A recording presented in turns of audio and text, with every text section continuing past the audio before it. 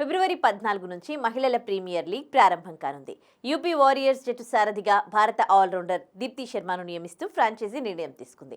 గత 2 సీజన్స్లో ఆ జట్టుకు కెప్టెన్సీ చేసిన అలీసా హీలీ గాయపడడంతో ఆమె స్థానంలో నాయకత్వ బాధ్యతలు దీప్తి శర్మకు దక్కాయి. గతేడాది జట్టుకు వైస్ కెప్టెన్గా ఉన్న దీప్తికి ఇప్పుడు పూర్తిస్థాయి బాధ్యతలు దక్కాయి. అలీసా కుడి పాదానికి గాయం కావడంతో లీగ్ నుంచి వైదొలుగుతున్నట్లు ఇప్పటికే ప్రకటించింది. దీంతో యూపీ వారియర్స్ బ్యాటింగ్ లైనప్ పై తీవ్ర ప్రభావం పడే అవకాశం లేకపోలేదు. నాయకత్వ పరంగా దీప్తి శర్మ మంచి ప్రత్యామ్నాయంగా మేనేజ్మెంట్ భావించింది. కానీ అలీసా వెళ్లడంతో జట్టుకు ఓపెనింగ్ బ్యాటర్తో పాటుగా కీపర్ కూడా కావాలి. ఇక యూపీ వారియర్స్ జట్టుకు కెప్టెన్గా వచ్చిన దీప్తి శర్మ ఓ జాబితాలో చోటు దక్కించుకుంది. WPLలో ఓ జట్టుకు సారథిగా బాధ్యతలు చేపట్టబోయే 3వ భారత క్రికెటర్గా నిలిచింది. స్మృతి మంధాన రాయల్ ఛాలెంజర్స్ బెంగళూరు, హర్మన్ ప్రీత్ కౌర్ ముంబై ఇండియన్స్కు ఇప్పటికీ కెప్టెన్గా వ్యవహరిస్తోన్న సంగతి తెలిసిందే.